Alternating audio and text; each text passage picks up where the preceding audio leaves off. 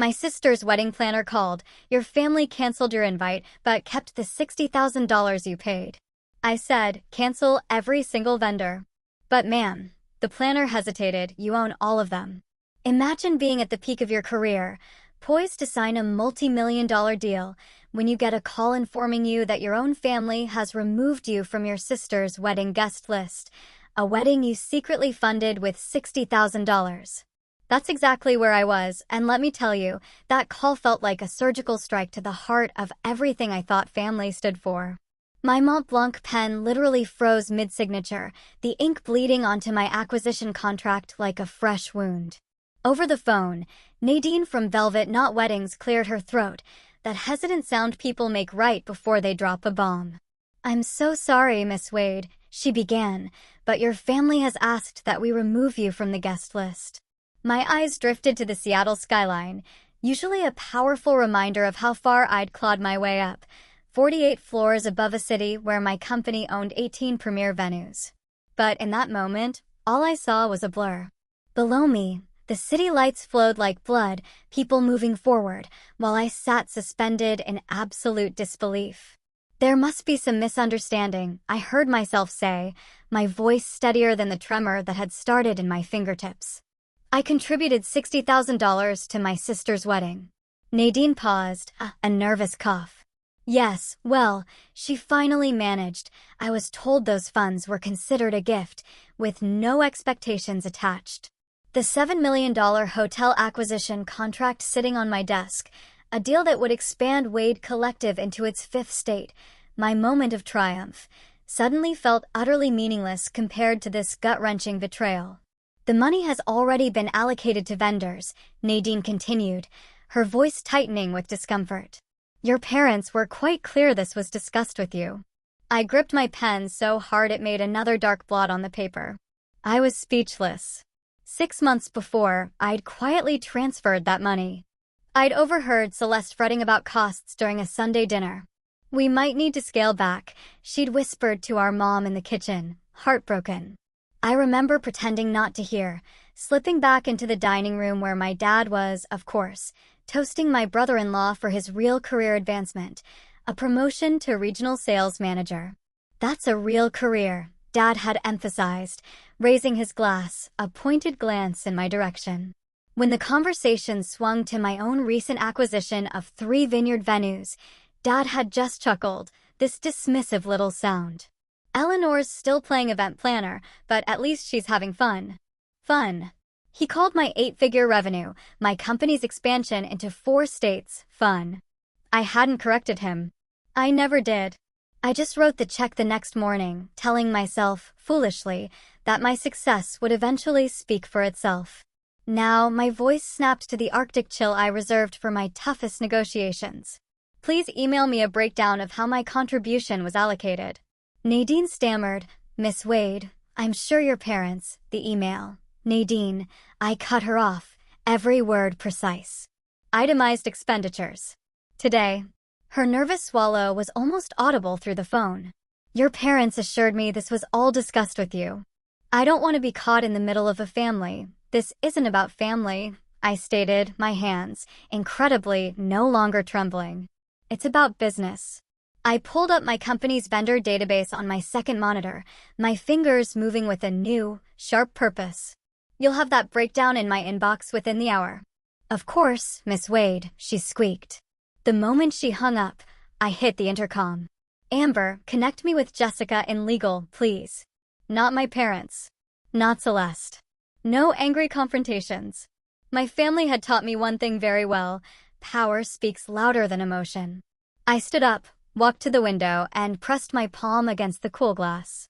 For a fleeting second, my reflection showed me the vulnerability I usually buried in board meetings.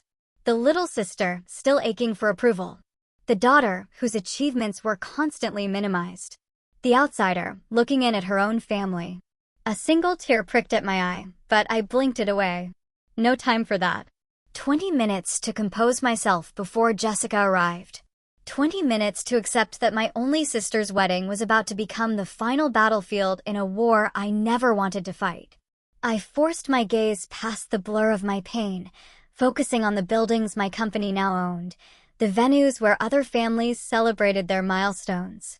The empire I'd built, brick by brick, while my own family continued to overlook me. I straightened my shoulders, walked back to my desk. That multi-million-dollar contract awaited my signature. Expansion, growth, success. All the things that had never been enough to make them truly see me. But perhaps now, they'd have no choice. The velvet knot email landed in my inbox with the sterile precision of a surgical knife. I sat there, fingers hovering, my pulse thrumming as I scanned each line. As per our conversation with Richard and Diana Wade, it read, "We're pleased to confirm their generous gift covering all primary vendor expenses for Celeste's wedding." My palm pressed against my chest, as if to physically hold back the dawning, sickening realization. Their generous gift. Not mine. I gripped the edge of my desk, steadying myself. Then came the true gut punch. 3 clicks into my own company's vendor management system, and there it was, a confirmation that stung worse than the uninvitation itself. Every single wedding vendor for Celeste's event, Florence Floral, Westlake Catering, Taylor Photography, all of them were subsidiaries or partner companies of Wade Collective. My company. My phone buzzed. I tapped the screen and found a group text sent 3 weeks ago between my parents, Celeste, and her fiancé, discussing wedding details. A thread I was never part of, despite funding the entire damn thing. This wasn't oversight, it was deliberate exclusion. "I've arranged for the ice sculpture delivery at 4 p.m., my mother had written. My father's smug reply, "The Wade family knows how to celebrate properly." Indeed we do. The irony was a bitter taste in my mouth. 30 minutes later, Jessica and Martin walked into my executive conference room. Their faces were perfectly neutral, but I could feel the tension. I stood at the head of the table, spine straight, legal contracts projected onto the wall behind me. "The contracts are ironclad," Jessica stated, adjusting her glasses. "All vendors may withdraw services with 21 days' notice. No penalties." Martin cleared his throat. "There's something else you should know." He slid a folder across the polished table. Velvet Knot Weddings became a Wade Collective acquisition last month. The paperwork was finalized yesterday. "And the venue?" I asked, though I already knew. A cold, clear realization was washing over me. "Willow Creek Estate is registered under Pinnacle Holdings," Martin continued, "which is one of our subsidiaries." I finished his sentence, the pinnacle of irony. My family had chosen to celebrate at a venue I owned, without bothering to even realize it. Jessica's eyes narrowed with professional concern. "Eleanor, I should point out the potential repercussions if we move forward. Your family has legal recourse." "Against me?" I countered, a laugh that sounded foreign escaping my lips. "Their uninvited daughter? Please outline what exactly my family stands to lose." Martin tapped his tablet and a new spreadsheet appeared on the wall. Venue, catering, florals, photography, videography, coordination services, he listed methodically. All deposits would be forfeited according to contractual terms. "And the timeline?" I asked. 20 days until the wedding, Jessica confirmed. "If we begin the withdrawal process today, they'll have essentially no time to secure replacement vendors, not at this level of service." I thought of Celeste's excitement when she first saw the cascading wisteria at Willow Creek, her teary phone call about the perfect rose gold sunset for photos. Dreams I'd helped fulfill while being systematically erased from the celebration. Martin shifted uncomfortably. "There's a business consideration as well. This could affect our Portland expansion if it becomes public. Venue magnate sabotages sister's wedding isn't the press we want ahead of city council approvals." I turned to the window, Seattle sprawling below me. The empire I'd built piece by piece, while my family continued to see a little girl playing dress-up. My reflection stared back, composed and absolutely certain. "Begin coordinated service withdrawals," I said, my voice steady, firm. "Effective immediately." Jessica and Martin exchanged glances. But they nodded. They knew me well enough to recognize when a decision was final. My office phone rang the moment they left. It was Nadine from Velvet Knot, her professional composure now completely shattered by panic. "Miss Wade, there must be some mistake." All the vendors are sending termination notices. No mistake, I interrupted. The contracts are being exercised according to their terms. But your sister's wedding, she cried. Requires my presence, apparently, I replied, just not my money. I ended the call. I sank into my chair, the silence echoing around me. As those cancellation notices started bombarding my family, a chilling question gnawed at me. Was all this business success truly worth the price of family connection? Should I stand firm on principle and let them face the brutal consequences of their actions? Or was there a way to salvage both the wedding and my dignity? What would you do when the people who should value you most, the people you love, continually fail to see your worth? The answer, I knew, was brewing in the gathering storm of my family's impending realization. They'd never truly seen me. Perhaps now they'd have no choice. The next morning, my phone vibrated against my desk for the 7th time in 2 hours. Dad's name. His 5th call since breakfast. I let it ring, then played his voicemail. Eleanor. This has gone far enough. His voice quivered with barely contained rage. If these vendors don't reinstate their services by noon tomorrow, I'm contacting my attorney. You might think you're being clever, but this is criminal interference with contracts. I almost laughed, an ironic, bitter sound. He'd be suing his own daughter's company. But the laugh died in my throat as another call came through. Mom this time. Sweetheart, she began, her voice dripping with that sickly sweet, false concern. How could you ruin your sister's special day? What kind of person does that to family? We raised you better than this. I ended her message midway through the guilt trip. I stared out at the Seattle skyline. The morning fog had lifted, revealing a clarity I desperately wished I felt inside. Amber, my assistant, appeared in my doorway, a stack of pink message slips in her hand. 3 calls from the Hendersons. Friends of your parents, she asked. And Mr. Blackwell from the Downtown Business Association wants to know if there's any truth to the rumors about vendor troubles with the Wade wedding. They've been busy, I murmured, accepting the slips. There's more. Amber handed me the Morning Society page from the Seattle Times, folded precisely to highlight a small item. Sources report a mysterious vendor exodus from the upcoming Wade-Pembroke nuptials, leaving Seattle society wondering what calamity has befallen one of the season's most anticipated celebrations. I set the paper down carefully, as if it might burn my fingertips. I rescheduled your investor meeting for next week, Amber added. Jessica thought you might need the time to handle this situation. Thank you, I managed. Alone again, I canceled 2 more meetings. How could I focus when my phone kept lighting up with accusations?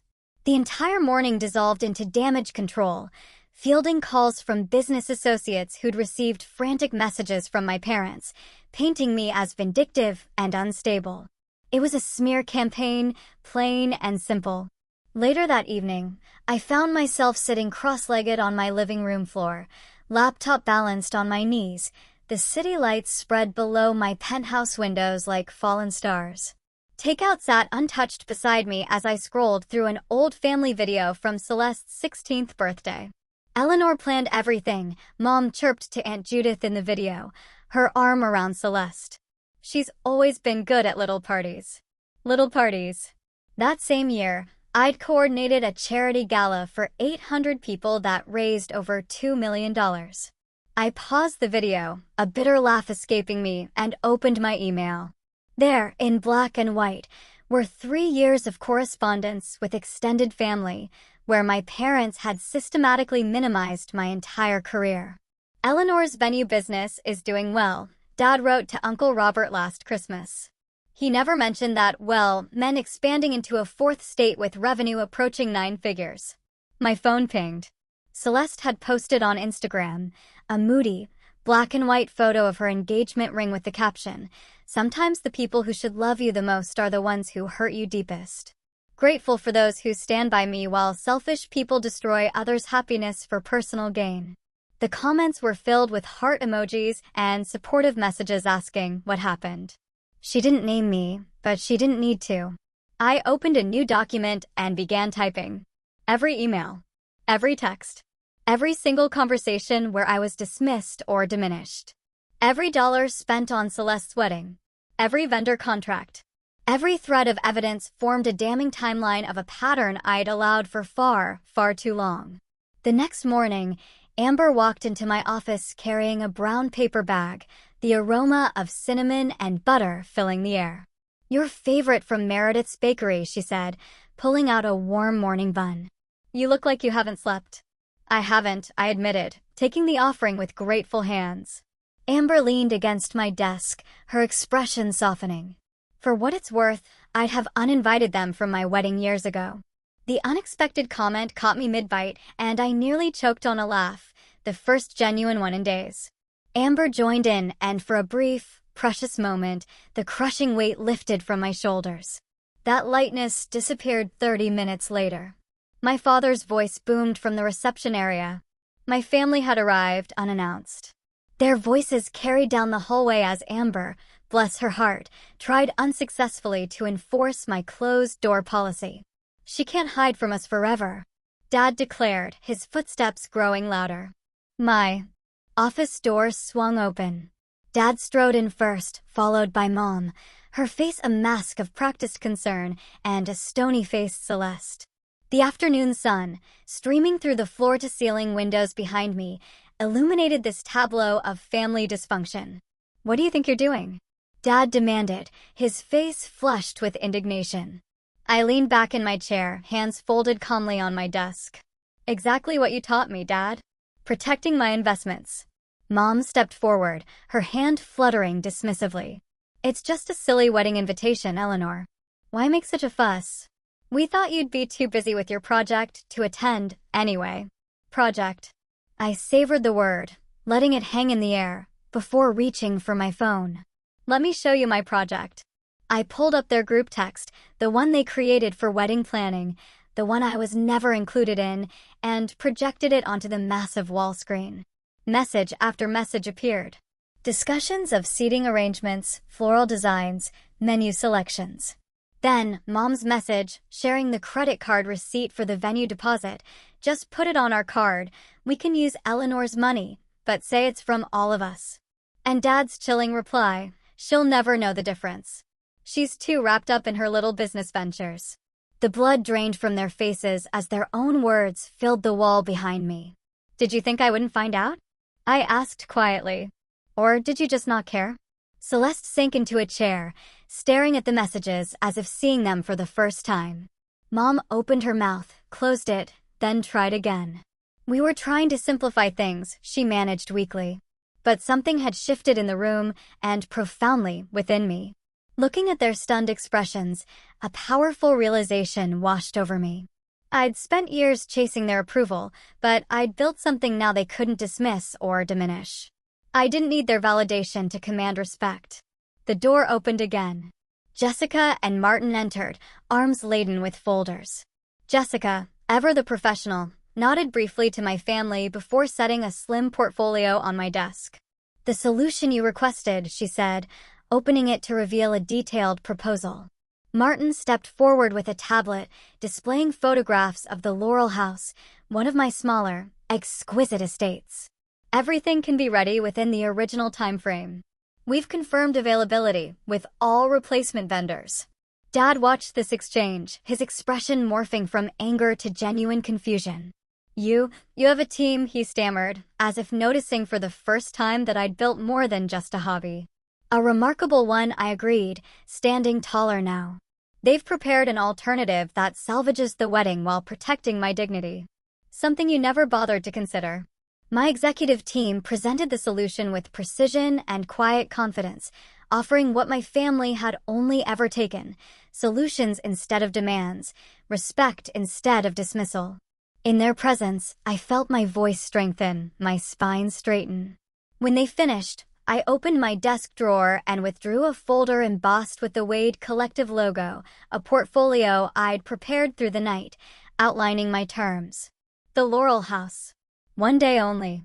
Basic services included. I slid the folder across the desk. My alternative offer. As my family stared at the document, my phone buzzed. A text message. I glanced at the sender ID, Celeste. I looked up at my sister, standing across from me, phone in hand, her eyes meeting mine with an intensity one hadn't seen since we were children. I need to speak with you, the message said. Alone. I nodded. And she left the office with my parents, the silence they left behind deafening. 2 days later, the wind whipped across Crescent Bay Lodge's outdoor terrace, carrying the scent of salt and, dare I say, victory. I'd chosen this cliffside venue deliberately, my crown jewel property, with its panoramic ocean views and understated luxury that commanded 7 figures annually. The perfect backdrop for a precision strike. Celeste arrived 15 minutes early, her sedan pulling into the circular drive where Martin waited to escort her.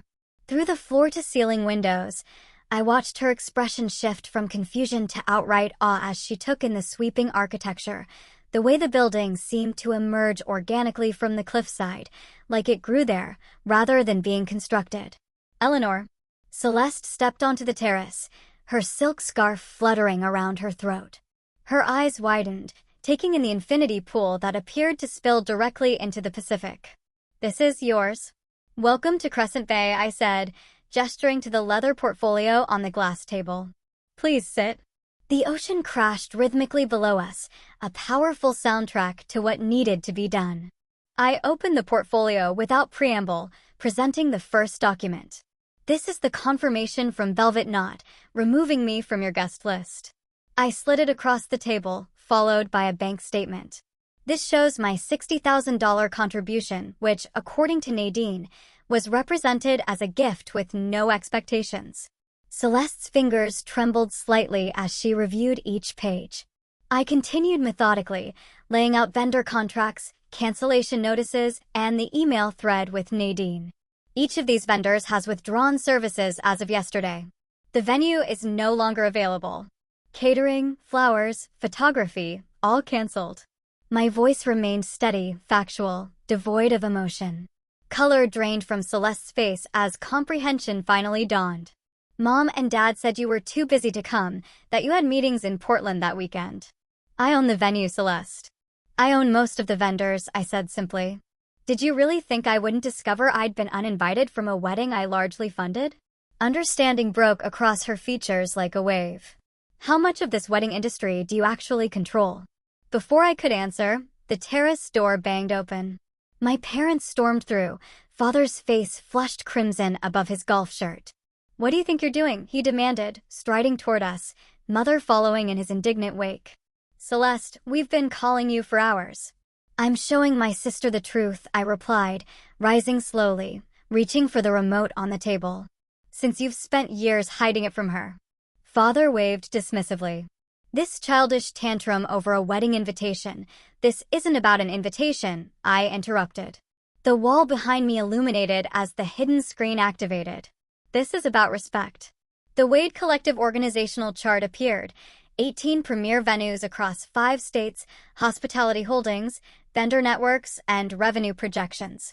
Father's mouth opened, then closed. Eleanor's just playing at business, he attempted, turning to Celeste. Got lucky with a few properties that 412 employees, I advanced the slide. 18 venues. 8 hotels. Annual revenue of $37 million. This isn't luck, Dad. This is what you refuse to see. Mother stepped forward, a desperate plea in her voice. Darling, we always knew you were doing well with your little company, but my little company is worth more than Dad's ever was. The words landed like stones in still water. The invitation wasn't the insult. The insult was spending my money while pretending I didn't matter. Celeste stood up. Suddenly, I need you both to leave. Celeste, Mother began. Now, my sister's voice carried an unfamiliar, steely edge. I need to speak with Eleanor alone. The silence after they exited felt like the eye of a hurricane, temporary, charged with potential energy. Celeste turned to me, tears brightening her eyes. I didn't know any of it. That was the point, I said, closing the portfolio. They made sure you didn't.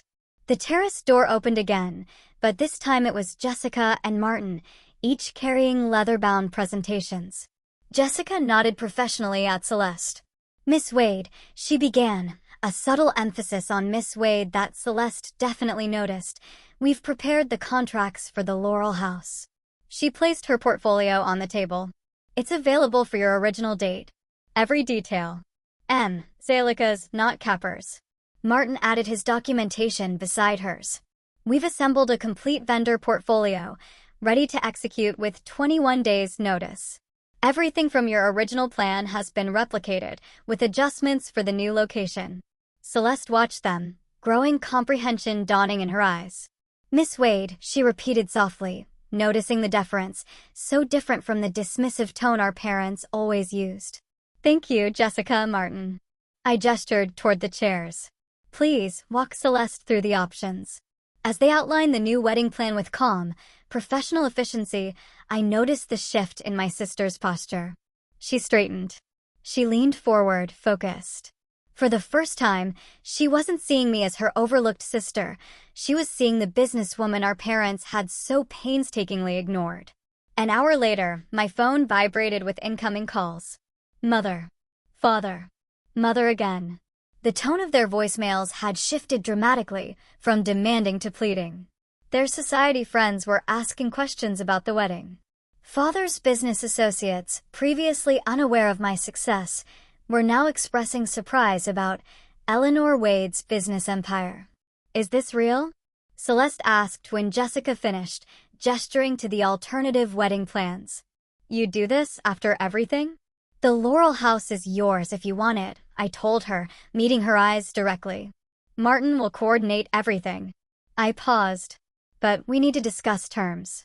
The family meeting is scheduled for tomorrow at my headquarters. As Celeste looked at me with this brand new understanding, I wondered, should I simply reinstate the original wedding plans to spare her pain?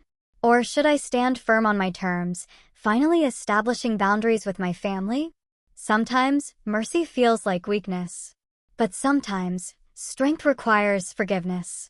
The ocean crashed below us, constant and uncompromising. Like the truth. Eleanor, Celeste finally said, I'd like to see the Laurel House. I nodded to Martin, who began gathering the contracts. This wasn't victory yet, not completely. This was just the first acknowledgement of a battlefield that had existed for years. My phone vibrated again. Another parent, calling to plead rather than demand. The balance was shifting. But the war? It had only just begun. The next day, at my headquarters, the family attorney's briefcase snapped open with military precision on my conference table. My father settled into the chair directly across from me, already checking his Rolex for the third time in 5 minutes. A nervous tic I'd observed since childhood, always signaling his control slipping away. Mother arranged herself beside him, her forced smile as brittle as the pearls around her neck. We've drafted a reasonable compromise, Father declared, sliding a document across the polished surface. You reinstate the original vendors and venue, and we'll ensure you receive a proper invitation. I didn't even touch the paper. Through the floor-to-ceiling windows behind them, Seattle's skyline glittered, underscoring the vast distance between us. They still saw the daughter who needed their approval. I, for perhaps the first time, saw them clearly. A compromise suggests equal standing, I said, my voice steady. There's nothing equal about spending $60,000 of my money while being excluded from the event. Mother leaned forward, her perfume, the same scent she'd worn since I was a child, suddenly cloying. Think about what people will say. Eleanor, the family reputation, is apparently worth exactly $60,000. I finished for her, plus tax. My father's jaw tightened. You've made your point with this little business demonstration. Now it's time to be reasonable. That word, little, it hung between us, the same dismissive diminutive he'd attached to every single achievement I'd ever presented. Little business. Little hobby.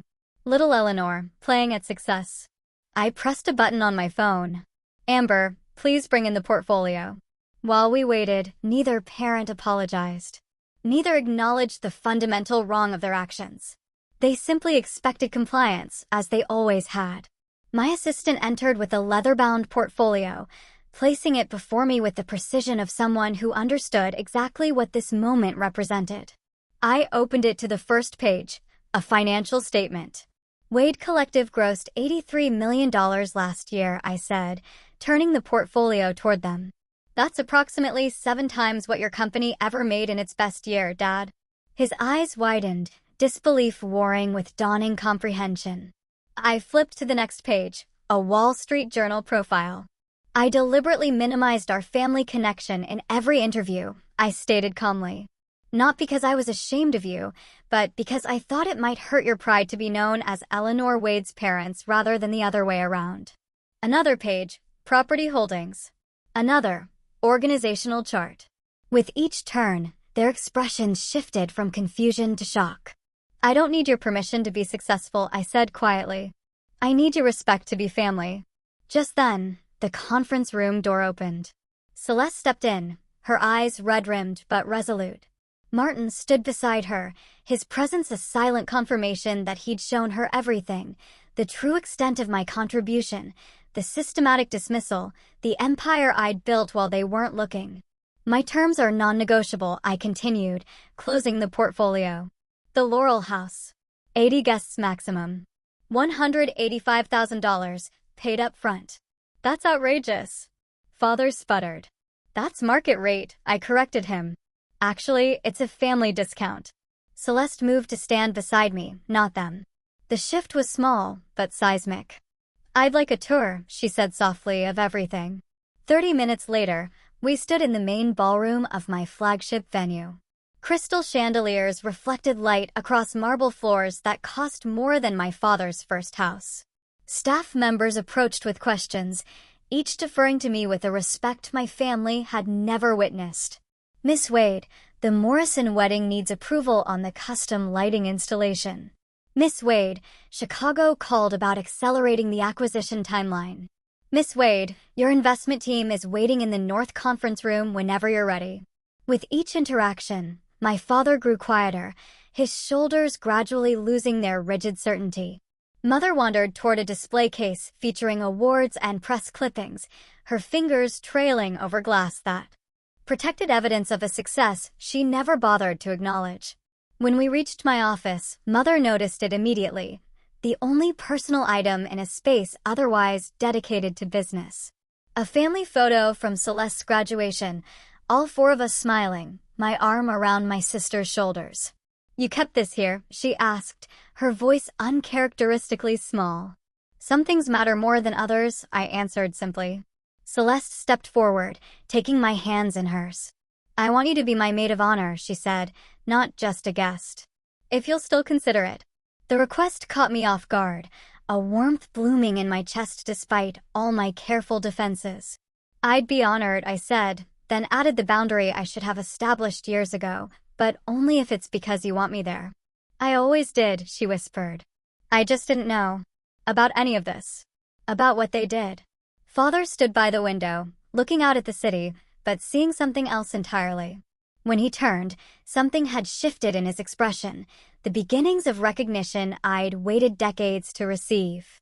We saw what we wanted to see, he said finally, the admission falling from him like a heavy weight. We never really looked. In my outer office, Mother silently wrote a check for the Laurel House, her hand trembling slightly. No complaints about the cost. No further attempts at manipulation. The power had shifted, not because I demanded it, but because reality had finally broken through their carefully constructed narrative. Celeste embraced me, tears streaming down her face. I didn't know, she repeated against my shoulder, I should have known. Over her shoulder, I caught Martin's eye and nodded once. Make it perfect, I instructed him, despite everything. Because that's what family does. Even when it hurts. Especially when it hurts. They find a way forward, not by forgetting, but by finally seeing clearly. On the wedding day, the morning sun streamed through the Laurel House's glass atrium as I directed my team with hand signals they'd learned to read like second nature. White roses cascaded from hanging installations, transforming the space into a botanical cathedral. My venue, one of many in my portfolio, had never looked more immaculate. Miss Wade, the champagne delivery is here, my events director, Colin, said, tablet in hand. Thank you, Colin. Have them use the service entrance and begin immediate chilling. My voice carried the quiet authority I'd spent years cultivating. I caught sight of my parents entering the grand foyer, their posture entirely different now, tentative, almost deferential. Dad nodded at me from across the room, instead of offering the dismissive pat on the shoulder I'd grown so accustomed to at family gatherings. Eleanor, Mom approached, wearing an expression I rarely saw directed at me, a mixture of pride tinged with deep regret. "Everything looks absolutely stunning." "Mom." "Thank you," I replied. "Let me introduce you to my executive team." I gestured toward the group of professionals who had stood beside me through everything. "This is Jessica, my chief legal counsel. Martin, operations director. Colin runs all our Pacific Northwest venues." Mom's eyes widened slightly as each person greeted her with the same respectful Mrs. Wade and knowing looks that spoke volumes about where their loyalties lay. Later, crystal flutes reflected prismatic light across white linen as I rose to deliver my toast. The very same family members who once talked over me at Sunday dinners now leaned forward, attentive. To Celeste and James, I began, my voice steady. "Family is complicated. Legacy, even more so." I paused, meeting my father's gaze across the room. "You don't build empires out of spite. You build them with vision, then decide who gets to share the view." Applause rippled through the room. Celeste stood, moving to embrace me, microphone still in hand. "Not just my sister," she said, her voice thick with emotion, "but my inspiration." Her words hung in the air, a vindication I'd stopped believing would ever come. After the toasts, Jessica and Martin found me on the terrace, overlooking the Sound. The sunset painted the water copper and gold, a perfect backdrop for what truly felt like my own personal victory. "To flawless execution," Martin said, raising his glass. "And bulletproof contracts," Jessica added with a wink. I touched my glass to theirs. "You two are more family to me than they've been in years." The admission came easily now, without the sting it once carried. To boundaries that build bridges, not walls. Months later, Sunday dinner unfolded in my penthouse, floor-to-ceiling windows framing the Seattle skyline I'd conquered, one building at a time. My father leaned forward at the dining table I'd selected for its perfect dimensions. "What do you think about expanding into the Southwest?" he asked, his tone genuinely curious. "With your business model, Arizona could be untapped potential." From the living room, I heard my mother's voice. "My daughter, the CEO," she proudly told a friend, practically displaying a magazine feature I'm certain she'd memorized. My phone buzzed with a text from Celeste. The wedding photos had gone viral, each venue tagged with my company's name. A second message followed. "You didn't just fund this wedding, you held it together." I see that now. As I welcomed my family into my home, on my terms, a deeper question lingered. Does true reconciliation come from forgiveness, or from finally being seen for who you really are? Is it enough that they recognize my success now, or should genuine family bonds be unconditional from the start? What would you do? Would you embrace this new, fragile relationship, or maintain the protective boundaries you fought so hard to build? I still wonder. But for now, they are here. And they are finally, truly seeing me.